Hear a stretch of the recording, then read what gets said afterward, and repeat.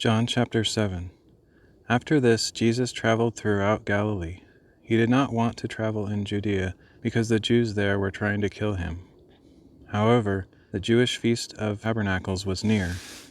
So Jesus' brothers said to him, "Leave here and go to Judea, so that your disciples there may see the works you are doing. For no one who wants to be known publicly acts in secret. Since you are doing these things, show yourself to the world." For even his own brothers did not believe in him. Therefore Jesus told them, "Although your time is always at hand, my time has not yet come. The world cannot hate you, but it hates me, because I testify that its works are evil. Go up to the feast on your own. I am not going up to this feast, because my time has not yet come." Having said this, Jesus remained in Galilee. But after his brothers had gone up to the feast, he also went, not publicly, but in secret. So the Jews were looking for him at the feast and asking, "Where is he?" Many in the crowds were whispering about him. Some said, "He is a good man." But others replied, "No, he deceives the people." Yet no one would speak publicly about him for fear of the Jews. About halfway through the feast, Jesus went up to the temple courts and began to teach. The Jews were amazed and asked, "How did this man attain such learning without having studied?" "My teaching is not my own," Jesus replied. "It comes from him who sent me. If anyone desires to do his will, he will know whether my teaching is from God or whether I speak on my own. He who speaks on his own authority seeks his own glory, but he who seeks the glory of the one who sent him is a man of truth. In him there is no falsehood. Has not Moses given you the law? Yet not one of you keeps it. Why are you trying to kill me?" "You have a demon," the crowd replied. "Who is trying to kill you?" Jesus answered them, "I did one miracle, and you were all amazed. But because Moses gave you circumcision, you circumcise a boy on the Sabbath, not that it is from Moses, but from the patriarchs. If a boy can be circumcised on the Sabbath, so that the law of Moses will not be broken, why are you angry with me for making the whole man well on the Sabbath? Stop judging by outward appearances and start judging justly." Then some of the people of Jerusalem began to say, "Isn't this the man they are trying to kill? Yet here he is, speaking publicly, and they are not saying anything to him. Have the rulers truly recognized that this is the Christ?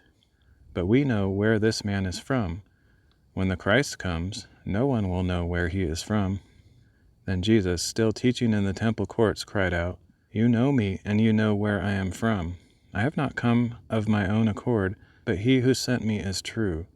You do not know him, but I know him, because I am from him, and he sent me."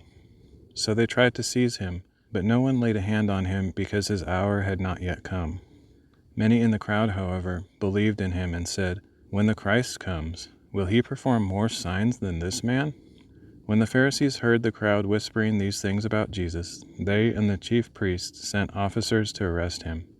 So Jesus said, "I am with you only a little while longer, and then I am going to the one who sent me. You will look for me, but you will not find me, and where I am you cannot come." At this the Jews said to one another, "Where does he intend to go that we will not find him? Will he go where the Jews are dispersed among the Greeks and teach the Greeks? What does he mean by saying, 'You will look for me, but you will not find me, and where I am you cannot come'?" On the last and greatest day of the feast, Jesus stood up and called out in a loud voice, "If anyone is thirsty, let him come to me and drink. Whoever believes in me, as the Scripture has said, streams of living water will flow from within him." He was speaking about the Spirit, whom those who believed in him were later to receive, for the Spirit had not yet been given, because Jesus had not yet been glorified. On hearing these words, some of the people said, "This is truly the prophet." Others declared, "This is the Christ." But still others asked, "How can the Christ come from Galilee? Doesn't the Scripture say that the Christ will come from the line of David and from Bethlehem, the village where David lived?" So there was division in the crowd because of Jesus. Some of them wanted to seize him, but no one laid a hand on him. Then the officers returned to the chief priests and Pharisees, who asked them, "Why didn't you bring him in?" "Never has anyone spoken like this man," the officers answered. "Have you also been deceived?" replied the Pharisees. "Have any of the rulers or Pharisees believed in him?" But this crowd that does not know the law, they are under a curse." Nicodemus, who had gone to Jesus earlier and who himself was one of them, asked, "Does our law convict a man without first hearing from him to determine what he has done?" "Aren't you also from Galilee?" they replied. "Look into it, and you will see that no prophet comes out of Galilee." Then each went to his own home.